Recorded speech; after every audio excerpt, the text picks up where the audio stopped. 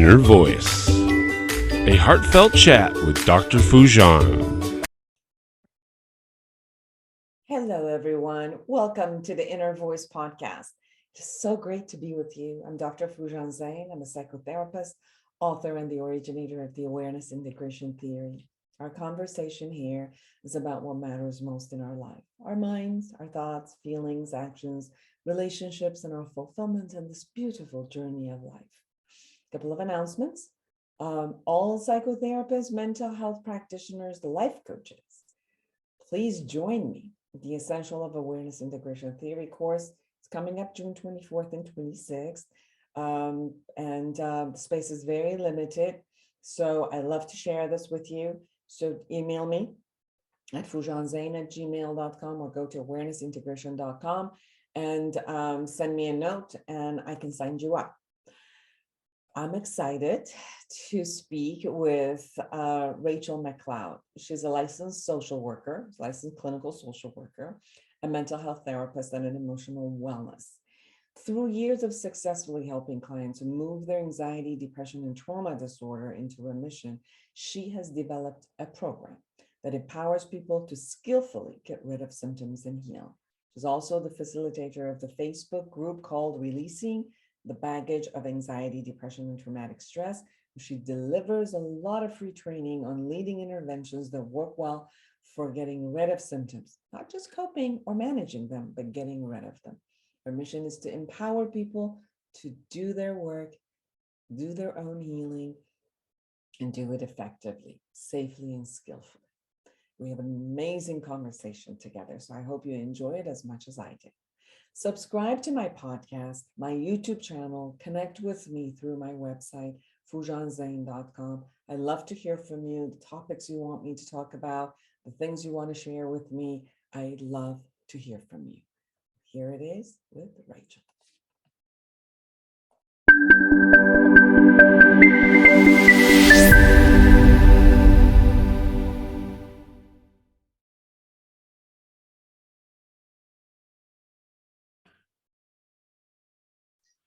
Rachelle McLeod, everyone. It is so nice to have you.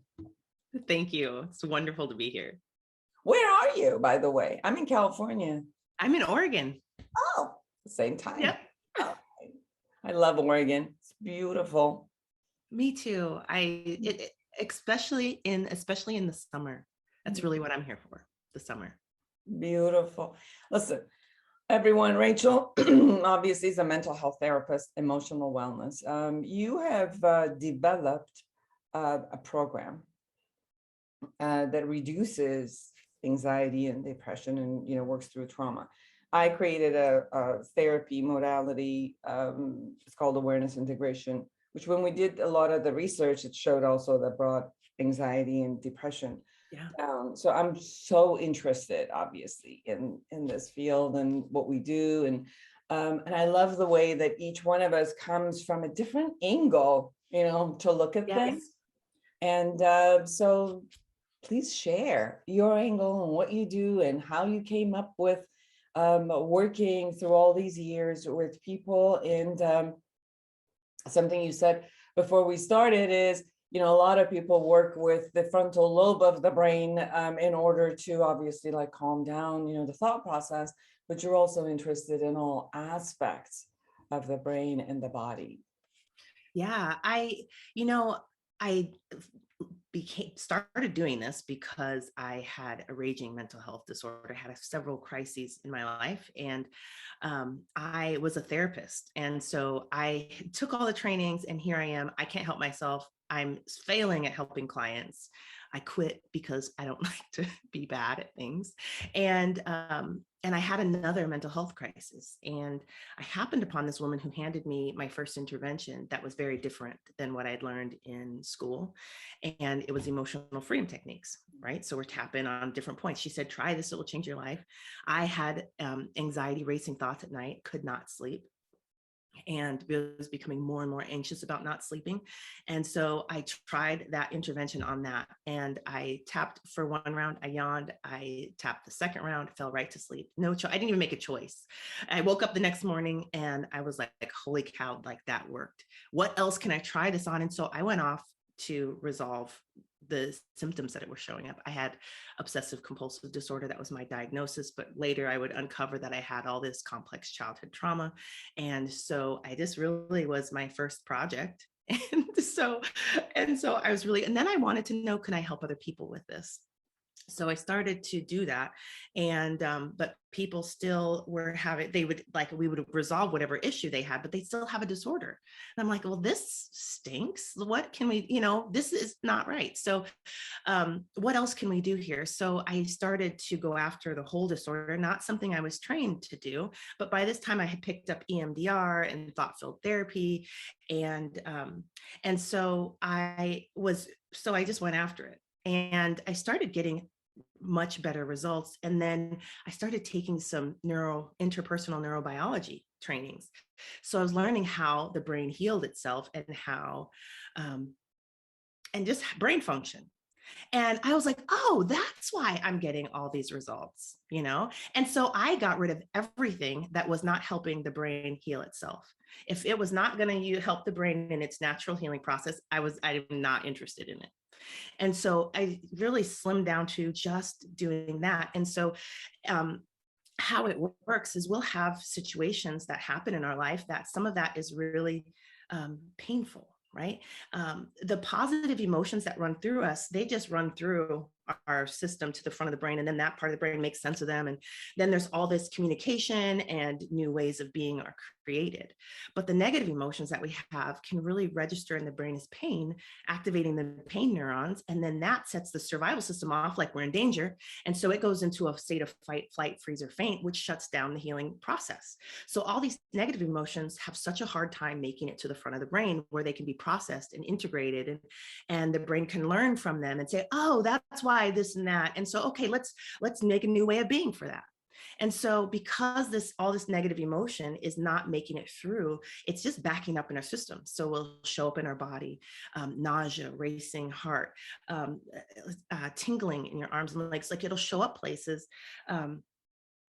and get stuck there. Or it's not really stuck, because as anytime it's activated, it's trying to make its way through.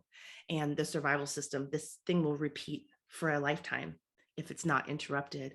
And so what I do is really help the brain really respond to that pain in a different way. These interventions are desensitizing. So when we desensitize the negative emotion that we're experiencing, then it's not registering as pain or as much pain. And then the survival system isn't reacting. And then these interventions are in the survival system's native language.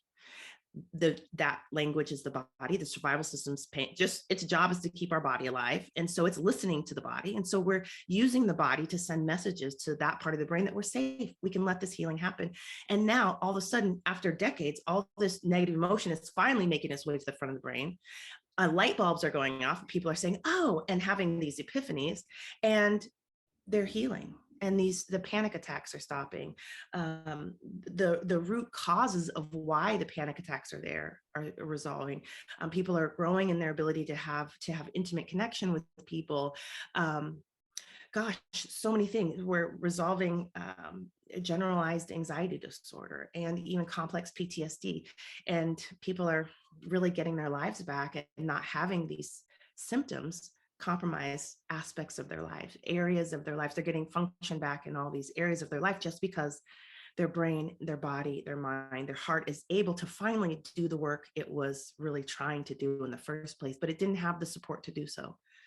So that's what I do. And that's what my 8-week program is about, is these interventions are there. I teach people EFT, thought-filled therapy, energy medicine, and EMDR at a very, very strategically, and I send them on little healing missions. And so it's one thing to know the interventions, another thing to know what to do with your symptoms, with your stressors, with what's happening in your life to get the outcome of resolving a disorder. And that's really what my program is for. You can learn EFT and tapping off the internet. I send these out to people on my email list, training videos. Try this intervention, try this one.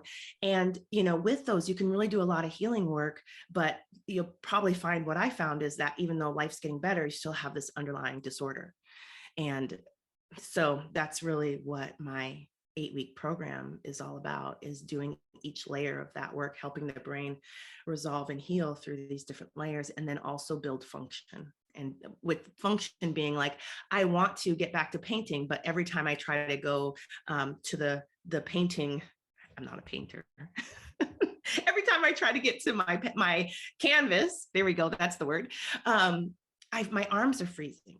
I feel like panic. I cannot do it. And so we're restoring that ability, and the ability like, hey, I don't want to yell at my kids anymore. I actually want to be patient.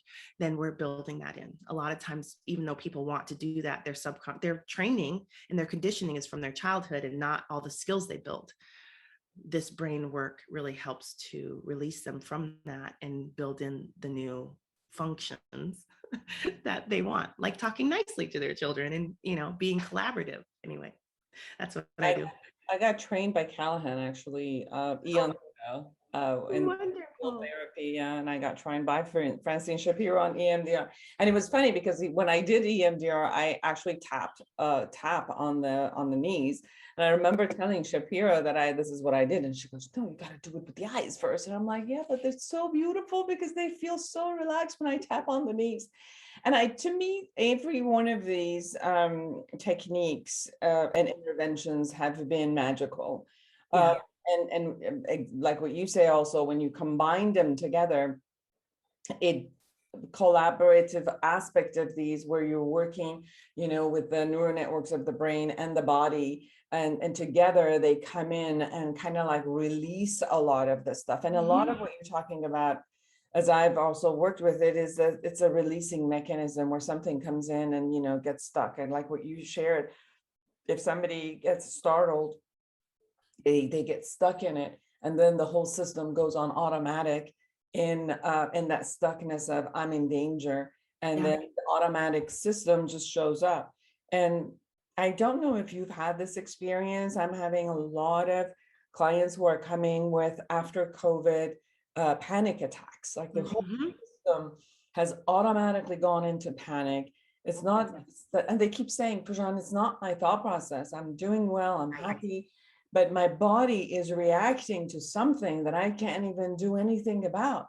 And what you're talking about and how to bring the body back into its homeostasis, its natural space, a lot of times calms down not only the physical reaction, but also a lot of our automatic thoughts that show up, which then produces anxiety and depression consistently, or the traumas that have happened childhood or due to anything that has shown up around us, whether it's violence or, the shootings or the war or, anything that happens here and now today, accidents, robberies, anything, that the body goes into such a reaction and it just gets stuck in that trauma.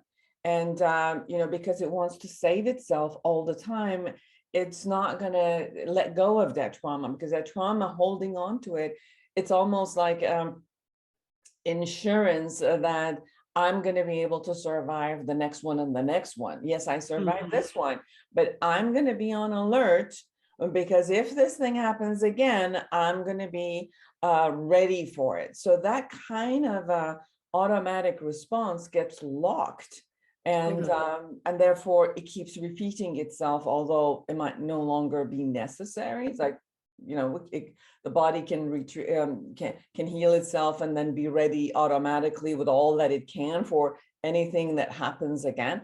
But it holds on to something. And I'm hearing you working from all angles in order for the body to be able to release, let go, come into its natural spaces, and kind of like relax, and live on a day-to-day basis, versus always coming from a survival tactic. Yeah.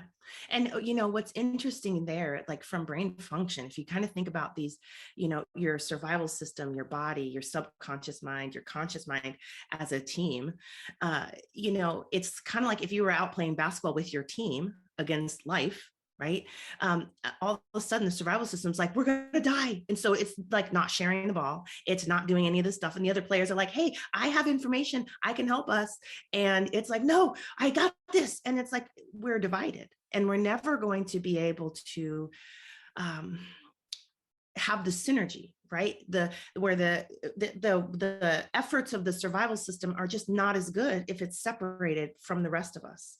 And so really, when we help the brain really come back into alignment and work together as a team, all this healing happens. And it's really, I don't even think of it as releasing as much as it is in processing, right? Because it's like the brain is so smart, and the body and everything is so smart that it really chooses what it's going to release.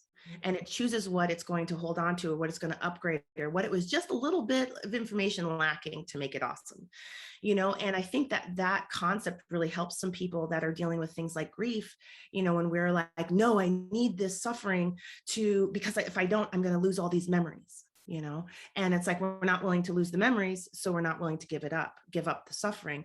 And so we won't do the things that we need to do to heal, or we won't allow these shifts to come together. Even I've had clients that like will not do the tapping or the eye movement or whatever it is, because they're terrified that they're going to lose these memories because they'll get released, right? And so it's like, no, actually, your brain knows it's you. It wants to keep these memories as much as you do, but we need to clean the trauma off, all the powerful negative emotion. We need it to go through the brain's healing process so that it becomes something that's integrated with you, something that's not just shouting and yelling, but actually specific information.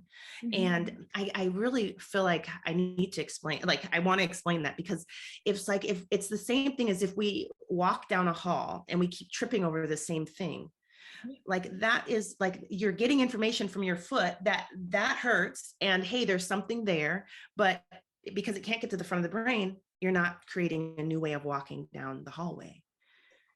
Isn't it almost the same analogy or the process of eating food?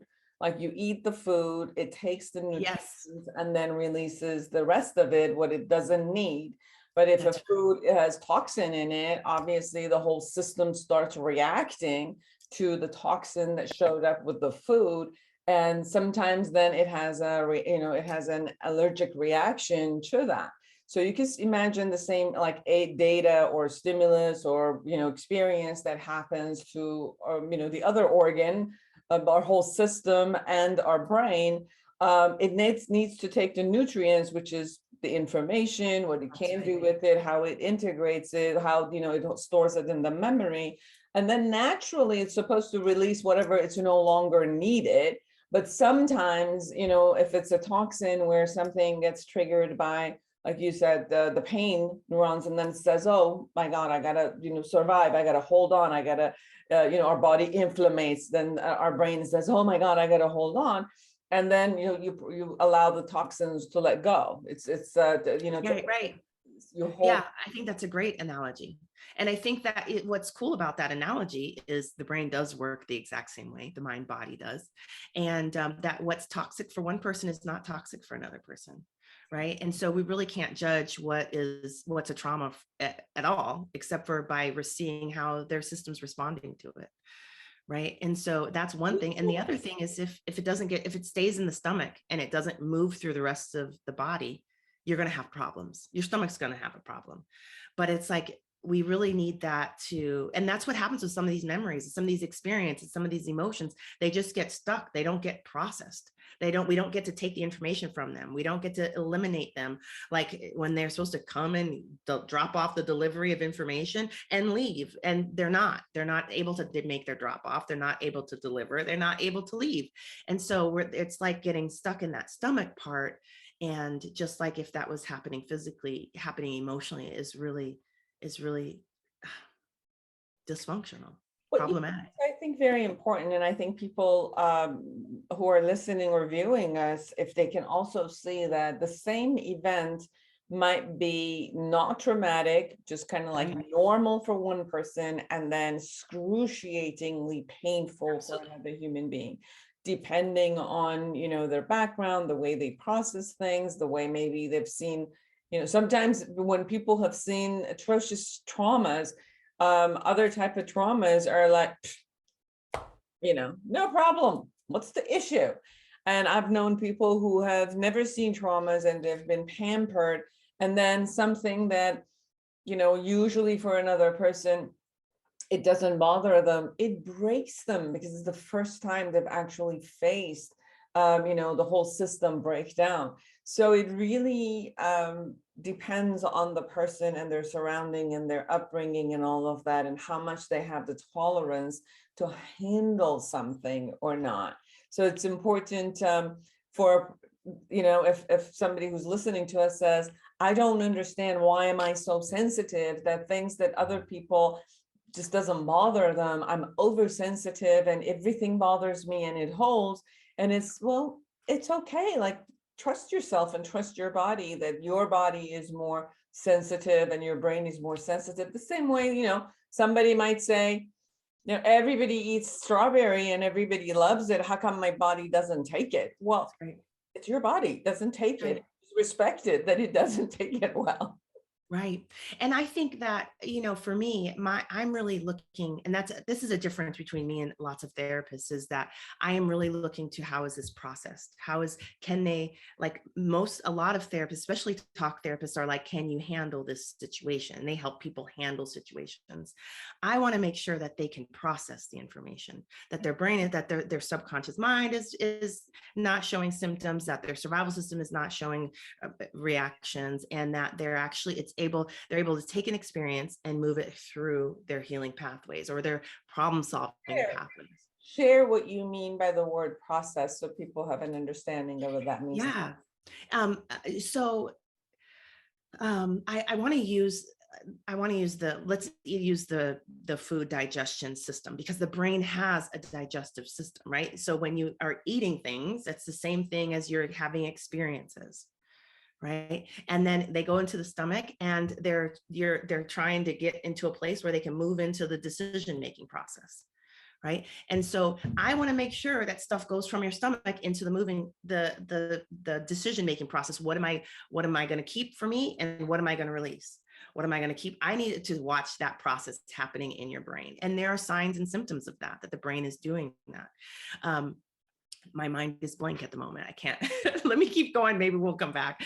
And then I need to see that things are releasing. And what we'll know I help people with this using interventions. After one round of an intervention, I should see the body relaxing. I should see the intensity of the distress reducing. I should see more objective thinking instead of emotional reasoning, because we're processing the emotion out of it first. That's really what we're doing.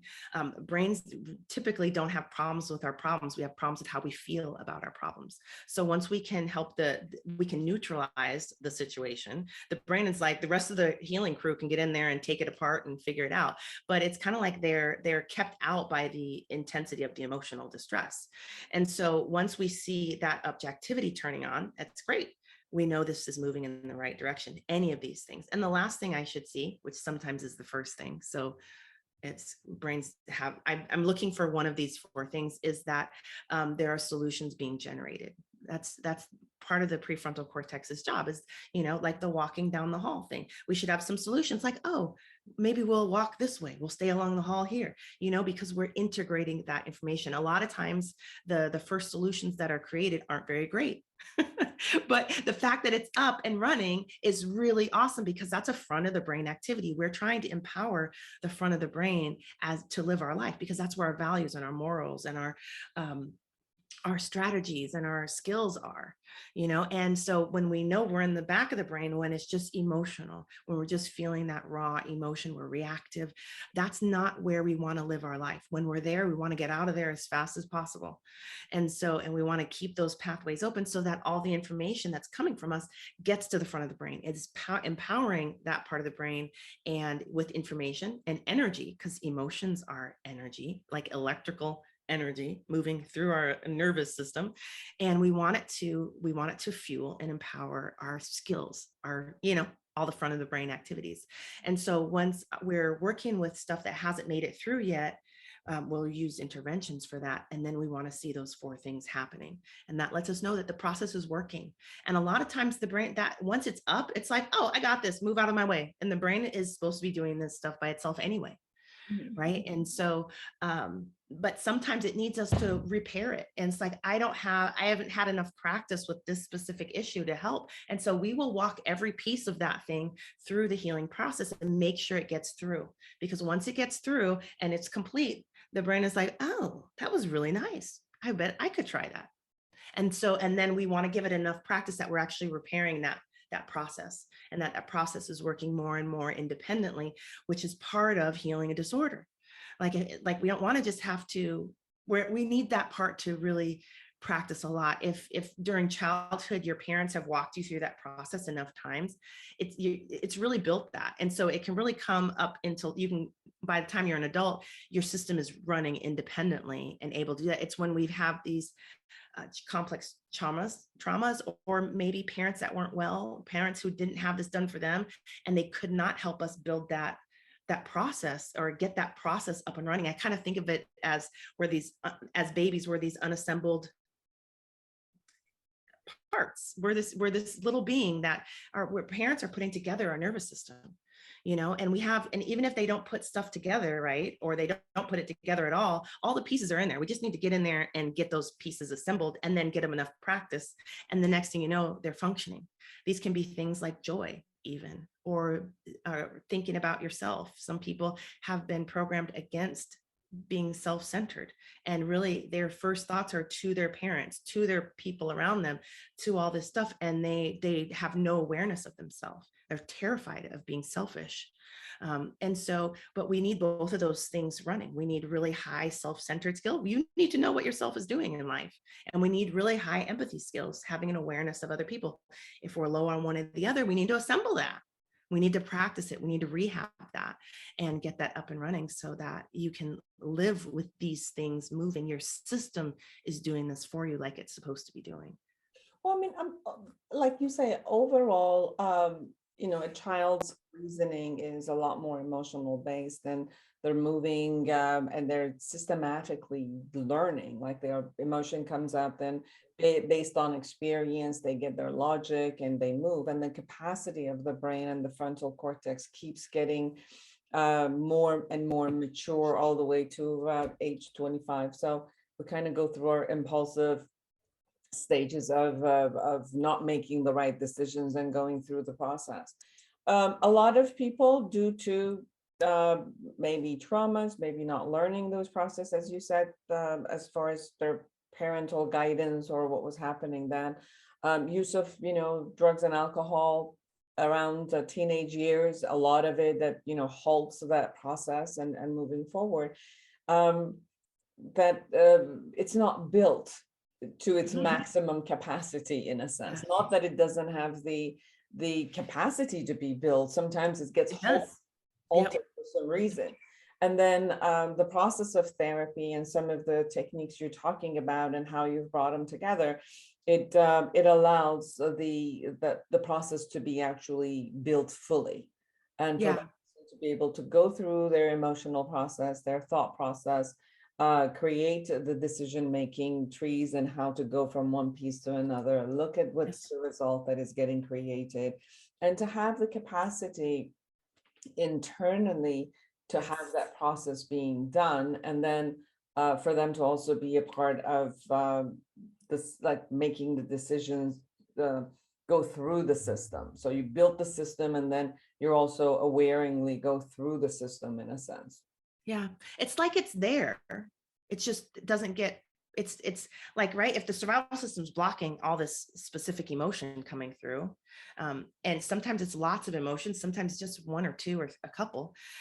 If it's blocking these, your brain has it doesn't have practice with these, right? And so it's like, we really need to get it complete the process. A lot of times with like generalized anxiety disorder, it's usually fear. People don't have a great process for processing fear. And so we want to make it conscious. This is a subconscious program. We want to make it a conscious program where we can work on it and we can practice it. And then pretty soon it will be good enough. The brain is like, I got this, and it'll go back into a subconscious program. And now it's functioning much better.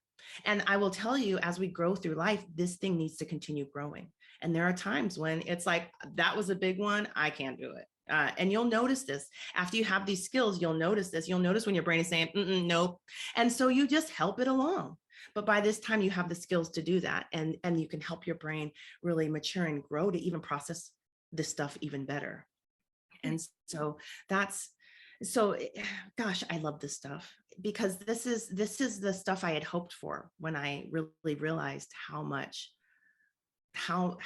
behind I was, how crappy the subconscious programming I was given was, and how it's like I had all these visions and hopes and dreams for my life, but I was going in the opposite direction and I didn't know how to turn it around. And it's like all of a sudden I'm doing this tapping thing and I'm stalking other tappers online. What are you doing over there? And and then I start taking trainings, and it's like just the brain figures this out. If the brain can go through its process, it will build stuff. There is nothing on the earth that is dedicated to making your life more exactly fit for you and tailored to you than your brain.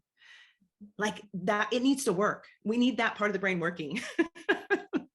Right? I mean, that's like the one thing dedicated to you. And if it can't do its work, it can't upgrade your life. Even like, and once I started this stuff, I didn't know how to get from point A to B.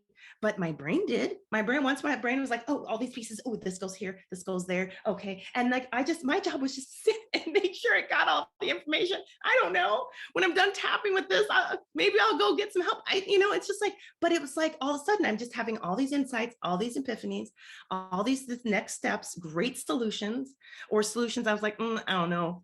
So I keep tapping about that solution. Next thing I know, the solution is awesome. And then, so it just really helped me. And this is, I watch it help my clients as well, really start to trust ourselves again. When your brain doesn't work, you can't trust that thing. And then you don't know what to listen to. You don't know where you're going, but all of a sudden you're seeing it's doing what it needs to do. And you're listening to it and you have this new teammate. And that just helps us relax on a whole nother level as well. And I think that's a really big missing ingredient to resolving disorders. I mean, it is the organ responsible for decision making. So when it's not working appropriately, or it's foggy, or you Right. put something in your system that is making it foggy. So, and it's interesting because one of the issues is any type of mind altering substances, it's going to take the one organ that is supposed to be clear enough to create a lot of decision making for then you're kind of like smashing it up. Is as if you have a TV and you purposely smash it up. So it's how to be with your brain and brain health in watching it clean up, process, and move forward. Yeah. You also had talked about, as you were sharing at the beginning, that you're also bringing energy type of work, and I know EFT has been like the thought field therapy and the tapping techniques have worked with meridians. They started to that's how Callahan started it, and others that work with releasing the energy through the you're tapping on the meridian, the parts of the end of the meridians. So it works a lot with the energy of the body. How are you using the energy therapy modalities Yeah. Well, I started all of this because, right, I want to resolve disorders. And then I was like, well, this takes a long time. This takes longer than I think it needs to take. How can I do this faster? Because nobody should suffer with this for a long time. This is my theory. And so I started teaching people the strategies. I started teaching them the EMDR, them the tapping, and then I'd give them homework, right? And so then I've got my process down to 2 to 6 months. Any disorder, not everybody likes that pace and needs that pace. So, some people work on it a year, some people a year and a half. They just kind of, it's what they can do right now. But from there, I was like, can we do this faster? Which is always, you can't compromise depth and like real, you don't want to start putting duct tape on things. You really want it to be organic health from the inside out, and to be sustainable and as independent as possible. There are some dependent, like we have some interdependency that we need, but but I really want systems to be able to do their own work. So that's what got me into energy medicine. Actually, I was going to take training. I was searching the internet for training on past life regression work. I do that. And I'm interested in that because I don't know that I believe in past lives, but I set out to do this because sometimes the brain can't tell you what the problem is. And so if you have alternate ways of setting it up to tell you what the problem is, it will like, oh, let me tell you everything, you know? And I was finding that with doing past life regression work, I was able to help people resolve symptoms faster and really resolve some somatic issues like tension in their neck that they'd had for decades in one session of a past life regression, and that was gone. So different things like that. And so I was like, I want to know more ways of doing this past life regression work. And in doing this work, past life regression work, I do feel that there has to be something with this. I don't know if it's like Harry Potter, where there's a bowl of memories that we all kind of can pull memories out of. I don't know, or if we actually have multiple past lives. But so I'm looking for this, and I run into Donna Eden's program, her energy medicine program, all the time online. And I'm like, no, I've already read her book, and her book is so generous. You kind of think there's nothing else in the world that could possibly be done. She gives you all the interventions of all kinds. And so, but I just kept finding it. Every time I'd Google something that would come up, I ended up energy testing it. And it was like, I should take this class. And my energy said, yes. So I signed up. For people who don't know what energy testing is, it's a muscle testing, which yeah, are actually asking your muscles to tell you whether they agree or they don't agree. Yes, because the body is interacting with the world around us energetically as well as chemically all the time. And so if you are thinking something that is, or interacting with something that's not good for your energy system, it will weaken your muscles for 1 to 2 seconds. And then your energy system will reorganize and it'll regain strength. And so you can take that little window of time and test the strength of any muscle. So you can make a statement and test it and see how your muscles are responding. Anyway, that's what I did, because I like to play with that.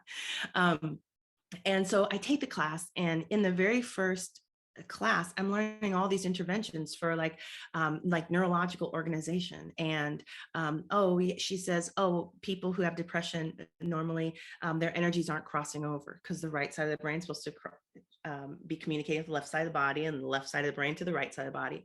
And so I'm like, we'll see. So I have a whole office full of these people. So I'm going to go test this. So I go and I tell my clients what's going on. And they say, well, sure, let's try it. So I test them for it. They fail the test. 100% of my depressed clients were homolaterally organized. So the right side of the body is communicating with the right side of the brain. And the left side of the brain is communicating with the left side of the body. I just messed that up. But we got it. Right, you got it. You're following me. Right, left, left. And it was supposed to be right to left and left to yes, right. They're supposed to be crossing, right? Crossing over, but right before sleep, apparently. But after traumas, it's a function that helps us go in. It's an energy function that will help us go in and go into a healing state, like sleep and things like that. But it's supposed to come back out. And so with these clients, it was not coming back out. So they were walking around neurologically disorganized. And so I'd teach them the intervention, and they're doing it. And next thing you know, they come back and they're doing better. They're just, and it's like, it's not like tapping or EMDR where you do this for this amount of time and you get X result, right? With energy medicine, you do it, but you don't really know. And you're like, kind of like, I like things to work. I like instant gratification like that. So but I kept going with it. And over time, I would see this wellness being created. It was like, so energy medicine for me feels like it helps restore the symptom, the function. It helps do a lot of restoring work where the EMDR tapping, energy medicine is mostly used for taking out crud and getting rid of it, or taking out crud and processing it and keeping the gems. So it's very much, and the brain will, from there, it will do its own healing work. And at the end of my process is where I really try to put in a lot of the building functions, even though the first part, the brain is going to like, right. If you pull a sliver out of your, or like something out of your eye, it's going to water for a little while. And then it's going to be like, okay, I'm restored. I can do what I need to do. That's kind of what these other interventions are for. But this one is like, there's this just wellness being created. I don't know that I even have more words for it, but I kept taking the classes and I learned more interventions and I tried them with my clients.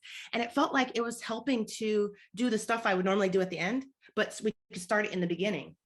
And there, it's like, again, I'm going to use analogy because I think people can get the analogy in that way. My experience with all the energy work, it's been that it's not cleaning, but it is putting it back together, restoration, which is, for example, as if like if you haven't slept for a while, and your energy is depleted, and then, you know, for me, I cry when I haven't slept. I'm like, I just sit there and cry. This is what happens to my body. And you know, people just say go to sleep, and it's like, well, it's not that easy. But then it becomes, when you actually have a couple of nights of good sleep, you just see your energy up. It's not like, oh my God, what happened? Yes. That's what happened. It, you know, it allowed it to restore your body. You just wake up energized. And this the same thing when, you know, with energy work, where the you know, it's off alignment. Some people do chakra work together. It's some, you know, they put all of these energy vehicles that are in the body into an in tune. And when it is, then you have vitality, you have zest, you know, you're awake, you're energized, you want to do things, you want to play. You know, it's like your brain and body is happy to be alive. It's not like, do I have to take one more step? No, it's like, ooh, I want to take one more step. You know, your thought processes show up as positive because it's, the body wants to live. Like this organism, when it is in their natural, you know, healthy space, it wants to live and wants to grow. That's, to me, what happens with it.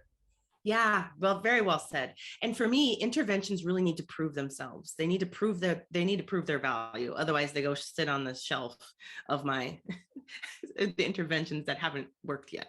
But the ones that do, they come forward, and I really help clients. I do video trainings, and I'll put those right where I know that they will be the most impactful in their journey. And so that's just wonderful. So they're learning they're learning how to work with their system, right?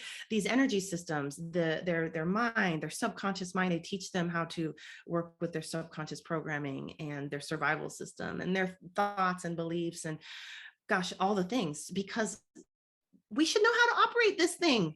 Yeah, it's ours. It's ours, and it's going to be with us. Well, it shows up once. I mean, although even if you have another life, it's not this body. So very well said. Shows up once, so just enjoy it and take care of it. Rachel, we're kind of getting close to the end. Yeah. Anything we haven't said and you really want everybody to know? I think we've covered it. I think I'd say this. Many people don't know that they're suffering from complex childhood trauma, you know, and because they're so high functioning.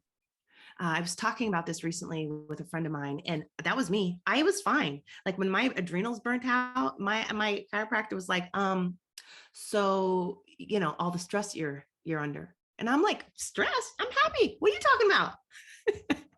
And meanwhile, my, you know, adrenals are saying something completely different. And,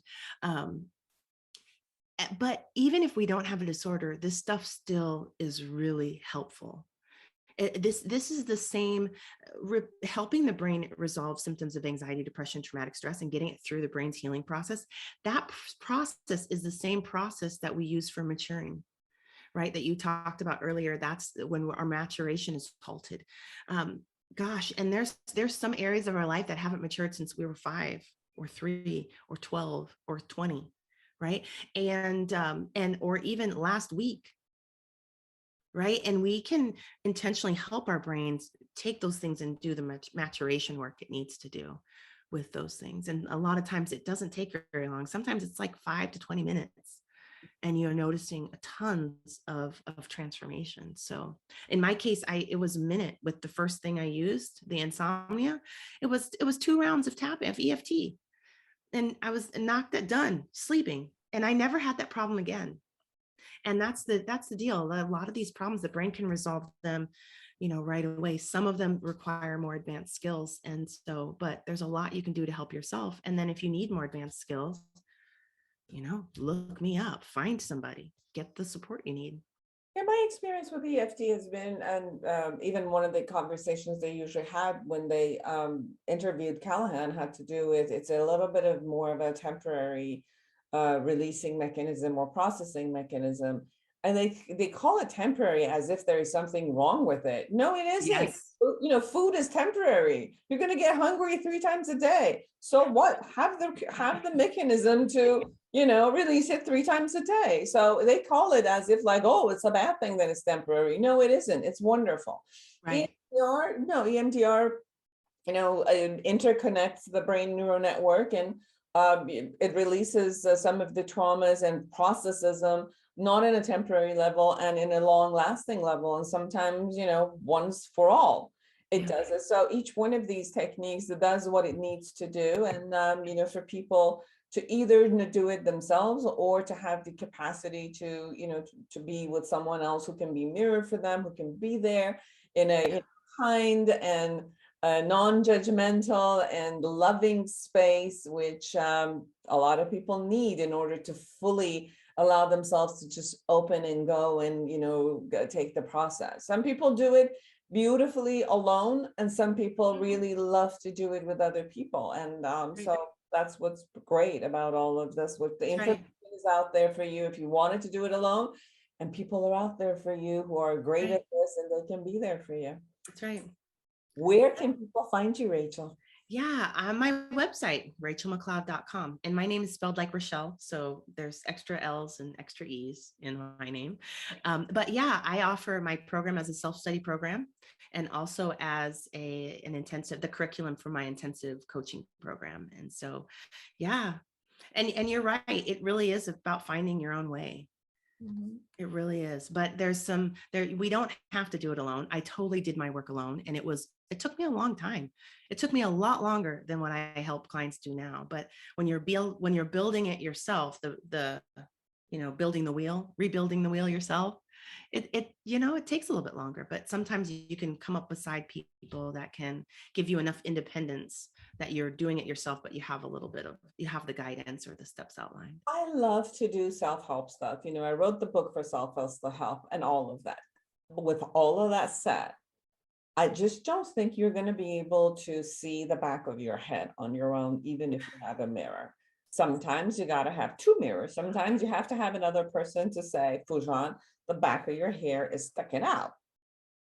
Sorry, you're not going to see it. You're just not going to see some of the stuff because you can't. Like your vision is not going to be there. Your awareness, it's not going to get there unless somebody else brings that awareness. Now, sometimes people will have their friends and family and teachers and other people be, they're the second mirror and look at that. And it's wonderful. But then to me, everybody who's around you, they also have another type of a relationship, like a personal relationship. So sometimes it's easier to have someone who, it has like a clear listening, completely clear listening for you. So, kudos to all of the therapists out there, coaches out there who are there with just open heart and listening and, doing the mirroring plus the interventions that happen. It was a joy talking to you, Rachel. Thank you for having me. Absolutely. It's wonderful being here. For everyone who's out there, create an amazing life for yourself and everyone around you. And until next week, bye-bye.